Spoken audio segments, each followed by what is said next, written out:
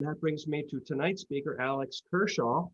Alex is a journalist, public speaker, New York Times bestselling author, and he's written 10 books, including The Bedford Boys, The Longest Winter, The Few, and The Liberator, which is going to be the subject of tonight's talk. Alex was born in York, and I don't mean York in Pennsylvania. I'm talking about the one over in England that has the nice cathedral. He graduated from Oxford University, taught history as a journalist. He worked as a journalist, and he currently lives in Savannah, Georgia. Is that correct, Alex? You're still in Savannah? Yep. I do want to find out about that. I'm going to save that for the Q&A. By the way, we will have opportunity for Q&A after Alex's presentation, and you'll just be able to enter your questions, I think on the bottom on chat or whatever, and I'll read some of the, hopefully get to a lot of them. And Alex, if you don't mind hanging around after your talk, we usually get some pretty good questions there. So I'm going to turn my mic off and my camera and turn it over to you, sir. Yeah, hi. This is Felix Sparks. He was born in Texas, grew up in Arizona, dirt poor. His dad was a miner, rode the rails for a couple of years. Finally joined the army in San Francisco when he was sleeping rough. He was given a choice in 1938 where he wanted to serve in the U.S. Army, which was he had very small numbers, as you guys know, before the war, and he went to Hawaii, of all places, saved a bunch of money, came back, and went to the University of Arizona. And this photograph here is him in uniform with his wife, Mary, and it's taken in 1941. Fast forward to 1943. This is a picture of, it's a lovely picture of Thunderbirds from the 45th Infantry Division, and they're crossing the Atlantic to head to North Africa, and they will be a part of the invasion of Sicily on the 10th of July, 1943, which is when Americans first started to liberate Europe. Sparks was a company commander, E Company of the 157th Infantry Regiment of the Thunderbird Division. Just as a note, interesting note, when the Thunderbirds here left the US, there were over 1,500 Native Americans in the 14,000 odd men that crossed the Atlantic in that division. And in fact, there were more than 30 tribes represented in the Thunderbird Division, and that's because they mainly came from Oklahoma, New Mexico, that area, Colorado, that area of the West in the US. They had a whole bunch of cowboys, a whole bunch of braves, and a lot of working class farm boys that constituted that great American division. Only one division spent longer in combat in World War II than the 45th, and that was the 3rd Division, to which great men like Audie Murphy belonged.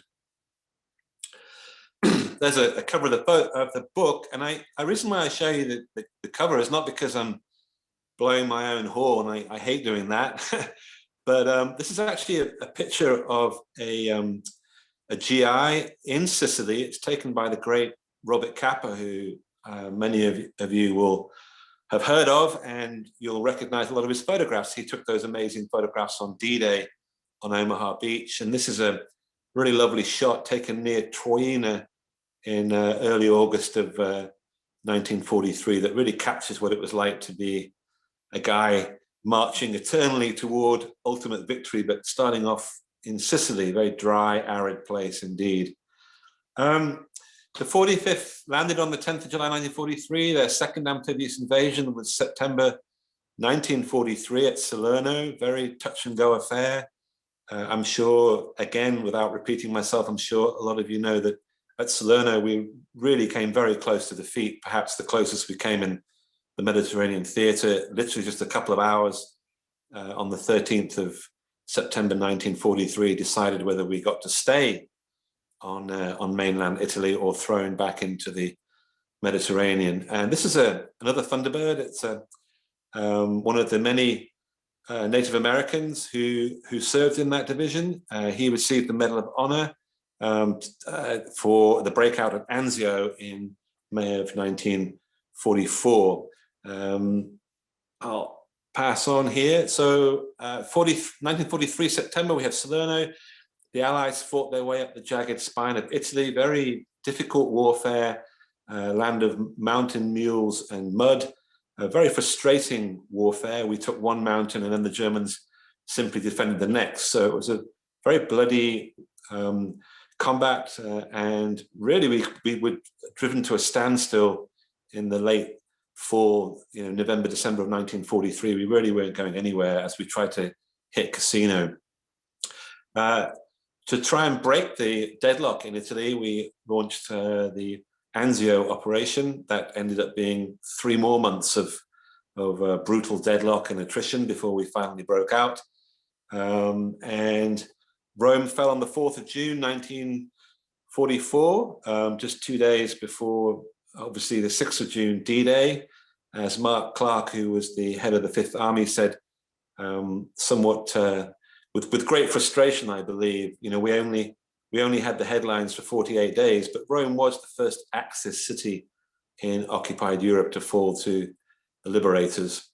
The 4th amphibious invasion that Sparks, the Liberator, was involved in was Operation Dragoon on the 15th of August, 1944. That's the most successful amphibious operation of the entire war. Hell of a lot of supporting fire from the Navy, very effective paratroop operations, and we landed a hell of a lot of men with the support of an enormous supply of landing craft, because let's not forget that D-Day, the 6th of June, had already occurred, so there were plenty of spare Higgins boats and landing craft to put a very sizable force ashore in southern France. And then they pushed north up the Rhone Valley. Lyon fell in early September of 1944, and then they pushed towards the Vosges Mountains, which is a range of very inhospitable mountains on the French-German border. Those who fought there will never forget the Vosges. It became very, very bitter winter mountain warfare, and this is a picture of Thunderbirds heading towards a village in the Vosges in, I believe this is the November 1944. They have a really beautiful picture of several German graves that was taken by a Signal Corps photographer on the march towards the Third Reich. This is quite a symbolic photograph, because it shows you what most of Germany looked like in 1945. We bombed most of the industrial centers. The German people were short on food, short on hope, and surprisingly, amazingly, they still fought on, or at least the Wehrmacht did, and the SS. Over 300,000 German troops died in February, March, and April of 1945 in the last 3 months of the war on the eastern and western fronts. They fought on with great ferocity and skill in many places. In fact, in the Vosges in late January 1945, Sparks's unit, he was by then a battalion commander in the 157th. He commanded the 3rd Battalion of the 157th. At a small village called Reipersweiler, his entire battalion was surrounded by the SS and virtually wiped out. There were only, unbelievably, 2 survivors, so over 200 men killed, 2 or 3 dozen platoon leaders taken prisoner, and just 2 men from Sparks's battalion survived an encounter with the SS in late January 1945, which shows you just how bitter the fighting was on the borders of Germany. To try and break in cost an enormous amount of blood and treasure. This is our Schaffenburg. It's the 157th moved across the Rhine in late March of 1945. This is quite a moving photograph. It's of a wounded Thunderbird. And if you look to the top of the photograph, you'll see that there's a Thunderbird gripping the wounded man's hand. The thing that always strikes me about this image is that if you look at the legs of the wounded guy, they're quite thin, These guys had been in combat for quite a long time, some of them. In fact, I've interviewed guys that were in combat for at least 500 days. And they lost a lot of weight. Combat each day was extremely stressful. Sparks himself told me that in the last couple of months of the war, he lost 40 pounds. And these guys hadn't been fattened up during the Depression. They were thin, wiry guys anyway. And then they get fit, very fit. And they're basically just muscle, skin and bone. Very, very, very fit indeed, and slim, very slim. On the 29th of April, 1945, Sparks was a task force commander, Task Force Sparks, and he'd been commanded to go south from Aschaffenburg, where, by the way, there were several hundred American casualties, and that's in late March, early April of 1945, which just goes to show you in one medium-sized town in Germany, the Germans could fight with great effect and take down a lot of our guys.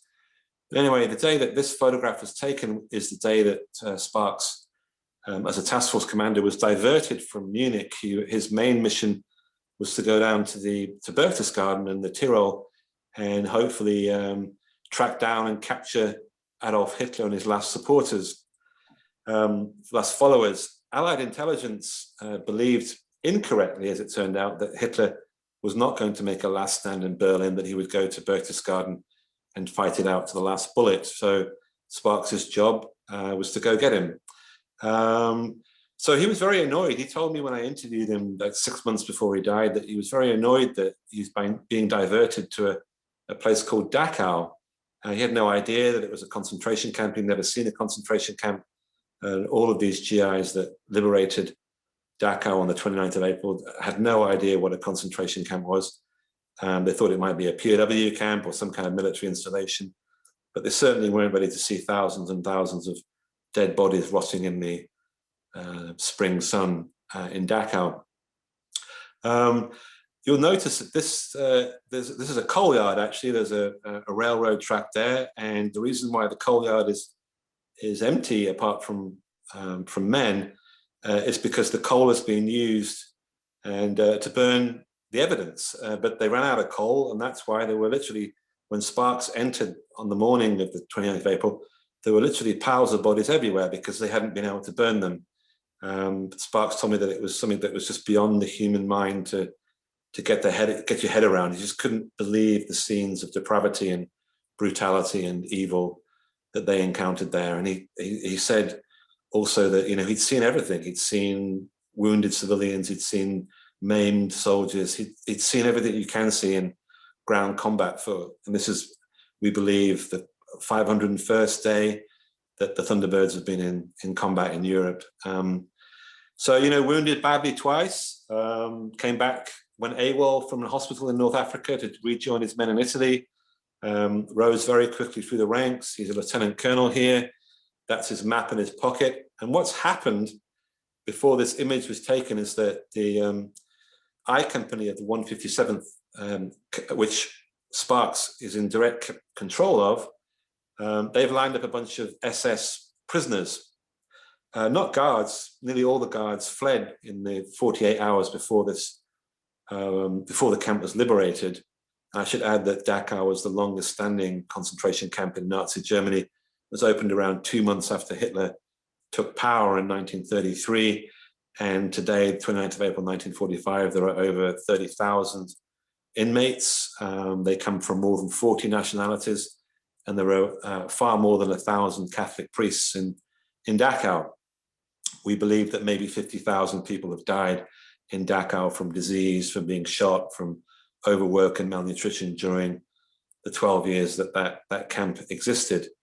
When Sparks first went into the camp, not long after he climbed over a wall, he heard this, what he described as a kind of unbelievable howl of 30,000 people screaming and shouting out in joy and relief as they realized that these guys with green helmets, these Americans, had finally come to save them. And many of the inmates who were saved at Dachau call the 29th of April, 1945, the Day of the Americans, and that's for an obvious reason. The Americans arrived finally to give them hope and a chance at a life.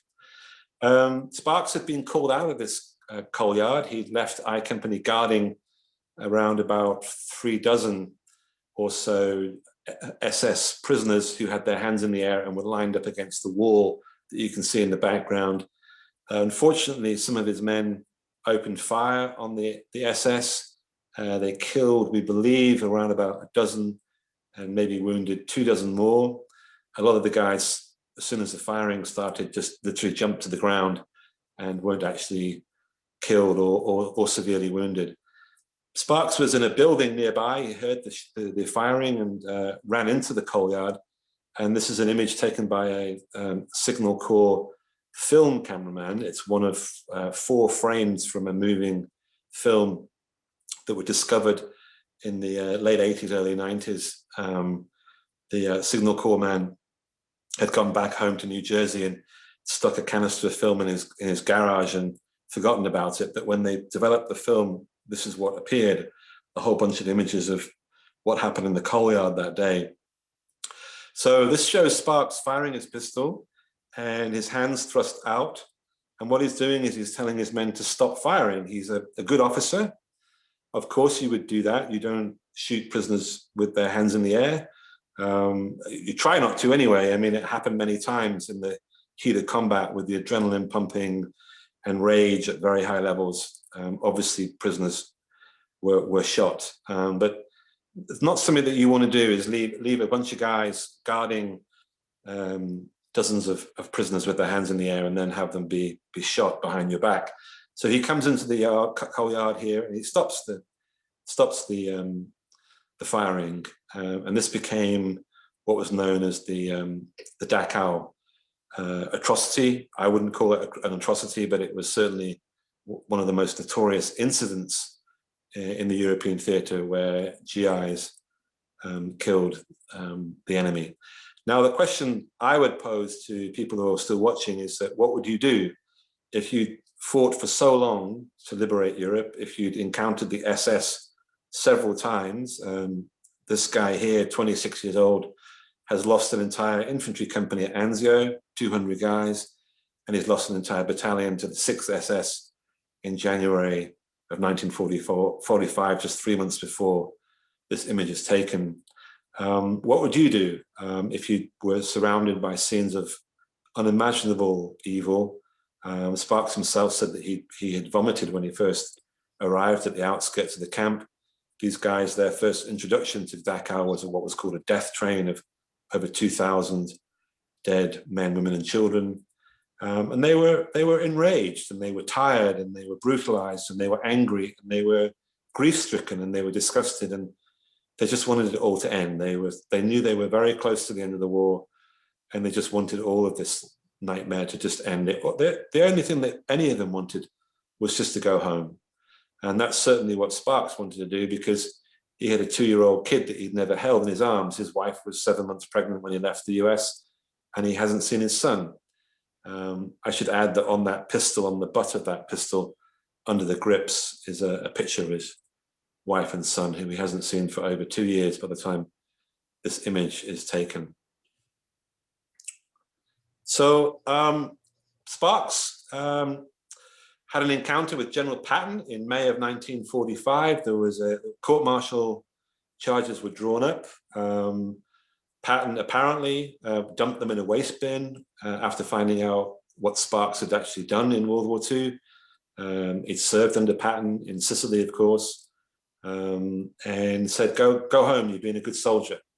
Events like this needed to be forgotten at the end of the war. It was a reminder that war is never pretty, but Americans and the Allies, in fact, all of them were not in the mood or not inclined to revisit moments like this, when they'd spent so long and lost so many lives to liberate Europe from Nazism.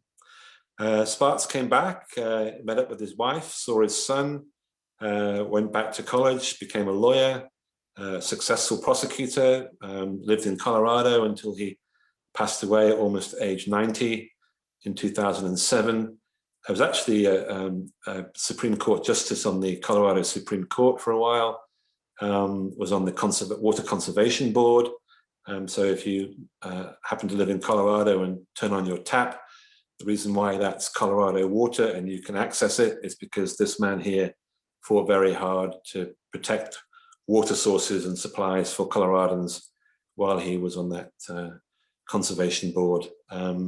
He was also the commanding general of the Colorado National Guard for a long time, and died a revered hero in Colorado and beloved by his men. I mean, I went to several reunions, and he was a god. He was people really admired him and respected him. I think that if he had a weakness, it was to be bolshy and to not take, not to take everything at face value, to question things sometimes, to wonder why his men were being used for a certain reason, to always, he always wanted to try and minimize casualties, was very ready to speak out. Probably wouldn't have got that far in the military today, but in World War II, if you got the job done, you got promoted pretty quickly. As Sparks told me, you only had to get the job done and stay alive, and you rose up the ranks very fast indeed. So a great American. A second weakness, probably, tragically, his greatest weakness was that he had too big a heart. And he told me that he was proudest in his life of being a company commander. 200 guys, that's not too many. You can get to know most of those guys' names. You can get to know who they're married to. You can talk to them. You can get to. It's not a battalion. It's not a platoon. It's a good sized unit of guys that you can do something with. And he said that he was the proudest he was in his life when he was E Company's commander with 200 young Americans, depending on his every decision. And he loved every moment of it. It was a superb experience, although very tragic and deadly and heartbreaking. And I think he really felt the loss of his infantry company at Anzio. He was heartbroken by that. And he was certainly devastated by the loss of his battalion at Reipersweiler. So a man that cared, that loved, and fought ferociously. For me, the very best kind of liberator, and one of the finest Americans that ever went to war. So thank you for listening to me. I hope I haven't droned on too long. It's great to be with you, and I'm very happy to answer any questions you might have. Okay, well, thank you very much. Till I get to the questions, Alex, I actually have two questions. How did you end up in Georgia, of all places? My son came to college here, and I was in, I might not sound like it, but I've been in the States for almost 28 years, and I lived. You don't have a Southern accent. I don't have a Yankee one either, but no, my son came to college here, and I was living in Vermont for a long time with my wife, and we decided that the winters were getting a little bit long, so what the hell, why not? That's how I ended up here. And you've been there for how long? Almost 3 years. Yeah, almost 3 years. And it's I'm sure you guys know, it's a really beautiful city. To me, I love it because I can walk everywhere. I live pretty much near one of the squares in the middle. So it reminds me of back home and back in Europe, and just a beautiful city, I do see at least one question here. I have another question though. What drew you to write about Sparks and the Thunderbird Division? I wanted to write about liberation, and I couldn't think of a really good story about liberation that was, I couldn't crack it. And I was looking at this for years. And so one day I just Googled, this is back in 2006, 2007, before Google ruled the entire world. Anyway, I Googled Dachau liberation, and this image that you can see right in front of you came up, So I was like, and it was captioned, Lieutenant Colonel Felix Sparks fires his pistol to stop his men massacring SS soldiers at Dachau. So, anybody that's interested in World War II would be like, number one, it's an incredible photo of a moment in time that's extraordinary. It's that's the definition of who Sparks was, is that guy you see there, captured in that one moment, at a very historical moment. So I was just like, who is this guy? And I went out to a good friend of his, basically begged me to go and interview him, and before he died, and I still couldn't work out how to tell the story. And then when I realized that he'd been there on day one, on 10th of July 1943, that he'd actually been there every single day that the Americans had liberated Western Europe, I realized that his story didn't start and end at Dachau. It started in Sicily and it ended in the heart of darkness in Dachau. So by telling his story, I was attempting to tell a much broader story of the American GI liberating Europe for 500 days. It's a fantastic odyssey, and he was there at the beginning and there at the very, very end. It's not unlike Major Dick Winters and Easy Company, and following that group from training all the way through they also liberated one of the camps. Question here, and I was wondering about this myself. Do you know why they chose to adapt the Liberator into a CGI presentation as opposed to live action? And did you have any input? Did you have any input in that decision? I had no input at all. No, I had nothing to do with the show. They optioned the book and then they paid me off, sent me a check, which is, that's all Hollywood really you can rely on them for. It's like, I was like, they don't want to hear from me being a nerd saying that's a carbine, not an M1 Garand. And, I felt like there were some really talented people on the show. I mean, Jeb Stewart was the writer, and he did The Fugitive and Die Hard, and so he knows what he's doing. I thought it was actually surprisingly accurate in many ways. I was like, oh my God, when I watched it, I was like, oh, there's at least a couple of things in there that are true. They didn't make it all up, But I think, answering your question, CGI is a hell of a lot cheaper, There aren't that many Sherman tanks that you can marshal together in Germany or Italy or anywhere. And I think one of the nice things about the animation is that, you can have these big vistas. You can show the Vosges Mountains and, dozens and dozens of tanks and thousands of men, and it doesn't cost you $250 million. And I think that Hanks and Spielberg are doing a third World War II, series now about the 8th Air Force, and that's going to cost at least $250 million. So that's a lot of money. I think it's way more than that. That thing's I know, but it's been in the making for at least 8 years, I think. I think that the Liberator didn't obviously cost anywhere near that, and I think it was. I think some of the artwork was beautiful. It was a bit, when I first started watching it, I was like, it's a bit weird. And of course, everybody wants their book to turn into the next Band of Brothers, but that wasn't going to happen. And I was very happy that they made anything, I've had like so many books optioned, and I've done for years with Hollywood, and I was like, oh my God, I'm actually going to see something on the small screen. I don't care. It's like, so I actually really enjoyed it. I laughed, I cried. I thought the emotional arc of Sparks, how they brought him to life and they showed his love of his men and his heartbreak, etc., was really moving. I thought they did a great job, and it wasn't that expensive. and it probably sold copies of your books. Yeah, I think it did okay for a while. I mean, one of the really nice things is because it was on Netflix. That's a global subscription. So you've got, I think there's 200 million subscribers around the world to Netflix. So what I loved about it was there were loads of young Italians and Frenchmen and women and Germans too that watched this, kids in the teenagers, kids, families, and they were probably finding out for the first time why they can vote, that they were liberated by this guy a long time ago. So I think in terms of just bringing any kind of World War II story to a new audience, but particularly one that is like, European, is great. A lot of young kids watch this show, and that's what this should all be about. We've got to make sure that, this doesn't end with us, that we can pass this on, that this thing that we're so passionate about and care so much about, that it passes on down the generations. That's an excellent point. We have a member who's asked a whole bunch of questions, Tom Fosnaugh. Tom, I'm going to pick one of your questions here.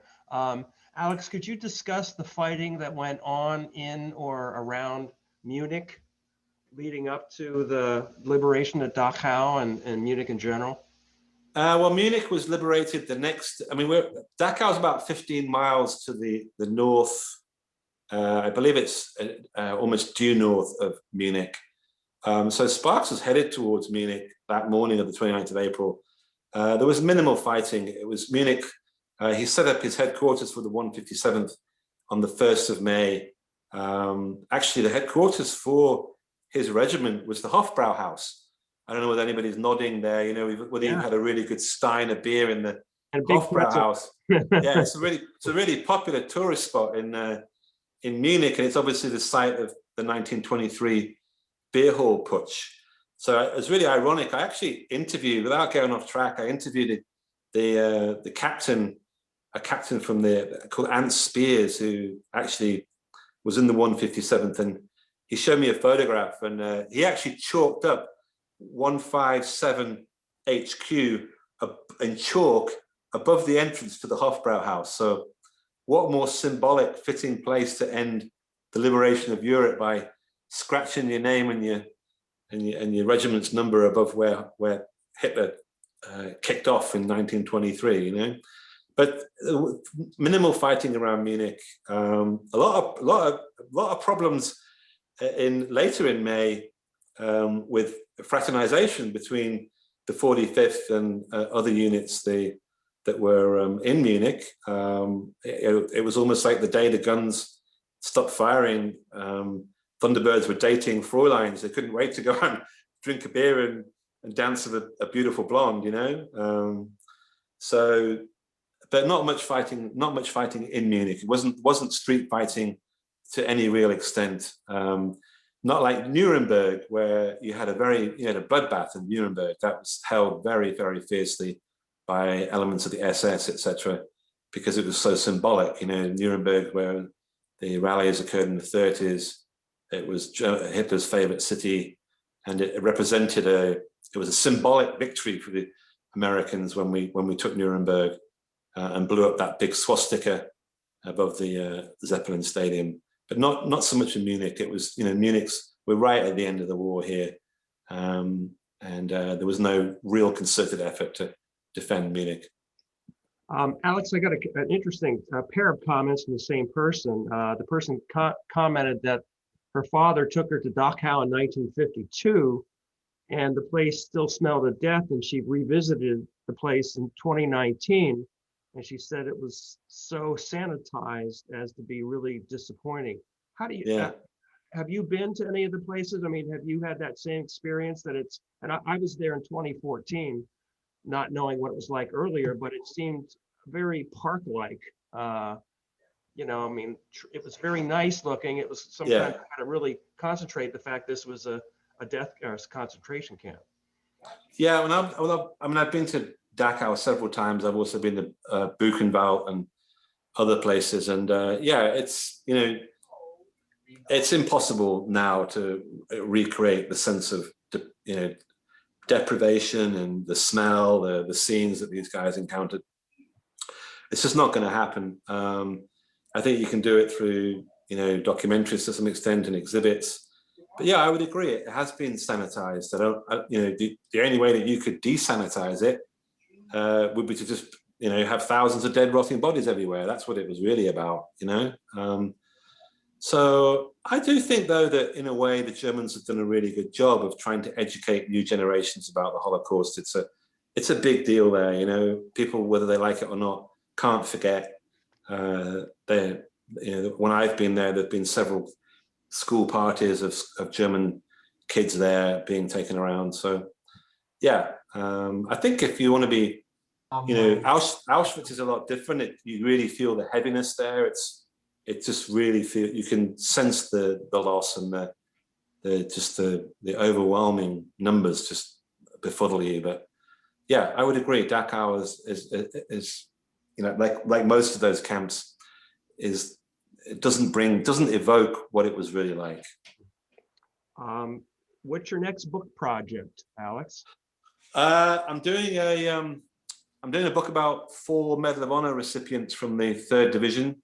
3rd Division had 40 Medal of Honor recipients, 101st Airborne, 117 days on the line, 2 Medal of Honor recipients. 3rd Division, 635 days in combat, 40 Medal of Honors. So that's almost a tenth of all the Medal of Honors awarded in the European theatre, 1 division. And that's because they were in combat for so long and they fought so hard, they lost more men than any other division. And they had way more medals than most of the divisions. I mean, I think the 45th was up there. But, you know, the longer you fought, the longer you spent in combat, the more likely you were to win some ribbons. And the 3rd Division, boy, did they do it. So I'm writing about 4 guys that were among the most highly decorated in that 1 division. They all fought in the 15th Infantry Regiment. One of them is Audie Murphy.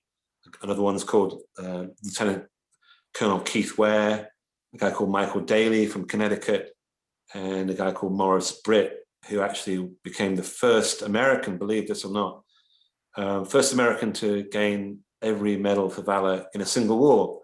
So he went Bronze Star, Silver Star, DSC, Medal of Honor, and he was the first American to ever do it, and he did it in World War II. Landed in North Africa, November 1942, arm blown off at Anzio, February 1944, but he came back and he was a superstar. I mean, he was welcomed by 2 generals. Marshall sent a welcoming party for him. He was an NFL player for the Detroit Lions before the war broke out. So he was a handsome hero on the battlefield and a superstar on the gridiron. And everyone's forgotten about him. Very few people know about Morris Britt, and that's for a good reason, which was that in March of 1945, Audie Murphy overtook him in terms of medals. So Audie Murphy became the most decorated soldier of World War II, and in fact, in all US military history. And no one remembers number 2. The guy who came second, no one remembers him. But if Audie Murphy had a bullet, I mean, Audie Murphy it was miraculous that he was alive at the end. I mean, it was against all odds that guy lived. I mean, it was just ridiculous. When anybody knows about Audie Murphy, it's like, how the hell did this guy survive, you know? But he did. And when he survived, finally he received the Medal of Honor in early June of 1945. General Patton awarded it to him in Salzburg. Murphy had been given the choice of receiving it at the White House from Truman or in the field, and he wanted to have it. He wanted to get it in the field and then go. He didn't want to go to the White House. Didn't want to have anything to do with the jamboree. He wanted to go straight home to Texas, and the quickest way home was to get the medal in Germany and then fly back to Texas somehow.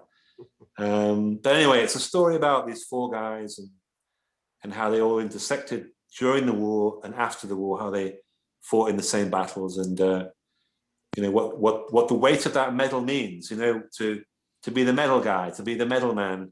That was a great joy and a great honor, obviously, to many men. But it also could be a bit of a burden. You had to live up to the image of what a great public hero should be. You had to watch your behavior, and I got into this because I interviewed Bob Maxwell, he died a couple of years ago. He was the 3rd ID guy. And at the time, he was 98 years old, and he was the oldest living Medal of Honor recipient. So we only have 1 living Medal of Honor recipient from World War II. And that is obviously the guy that was in Iwo Jima, the Pacific War. I should know his name, but I'm a bit tired right now. You know his name. Yeah, Woody, there you go, Woody. But anyway, I interviewed him, and I think I've interviewed 3 or 4 of the last 5 or 6 guys, just because they're still around, you know. Anybody that's still around, like you have the last Malmedy survivor with us tonight, and think about that, you know, just you're the last guy from that very historic day in World War II. You know, when you say Malmedy to anybody that knows anything about the Battle of the Bulge or World War II, they just think, wow, how did you live? And the fact that we have a survivor with us, I mean, amazing. But time marches on, and I'm just trying to get as many of these guys as I possibly can. You know, I'm running out of time, and I'm just trying to get whoever I want. That's why I mentioned Bud Anderson, because Bud Anderson, if I'm correct in thinking this, and this is a really huge deal, okay? Bud Anderson, I believe, was best friends with Chuck Yeager in his squadron in the 8th Air Force. I'm believing that was Bud Anderson. I think it is. I was reading Chuck Yeager's memoir just a couple of days ago, and I think it maybe is the same guy. Correct me if I'm wrong, but I'll find out. I'm going to be getting in touch with him soon about his press release. By the way, he's 99 and he lives in California, according to Chris Huffman. And by the way, I wanted to mention, besides Harold being on tonight, being a guest tonight, Richard Boyd was also with us. He was in the RAF, and he turns 100 this November, and he's been a regular guest at all of our in-person meetings and our Zoom meetings. So Richard, I saw Richard there earlier. I think he's still with us, so you might want to do a shout out to Richard Boyd. Another Brit who ended up over here. I'll salute you, sir. It says there he is. There's Richard. That says Catherine Boyd. That's our RAF veteran down there. Yeah, they got I like the blue of the American uniform, but the RAF uniforms, it's just a better blue, you know. Are snazzier, yes, I'll give you that. That's about it. Alex, thank you so much for joining us. I'm going to turn it back over to Bob Watkins to close things up. And I'm here, but I'm turning my camera off so I don't distract. Thank you. Okay, let me see if I can get this thing to.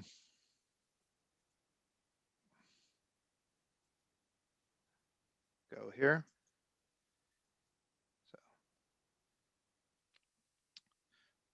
Well, Alex, we don't pay our speakers, but we do present them with, let's see, if I can do this. Yeah, I'm with you. That's awesome. Yep. So yeah, there you go. I will be sending you a one-of-a-kind collector's item, a Central Pennsylvania World War II Roundtable mug. Thank you. Very useful for coffee or bourbon or whatever the drink of choice is. So thank you. Thank you. So, all right. Let's see here. That's the best I can do. Just okay. Just a reminder, next month's meeting is on June 3rd at 7 o'clock. Our speaker, has already been said, is Clarence Bud Alex Anderson, a World War II triple ace, and his topic will be the book To Fly and Fight. We thank everyone for joining us this evening, and we look forward to seeing you in the future. And one more time, I'll remind everyone that the Virtual Helmet Committee is always happy to receive your contributions. And with that, thank you all. Good night, Harold. Good night, Richard. And good night, all of the participants. We were up to 78 participants this evening. So good job. Thank you. Good job, Bob. All right. Good night.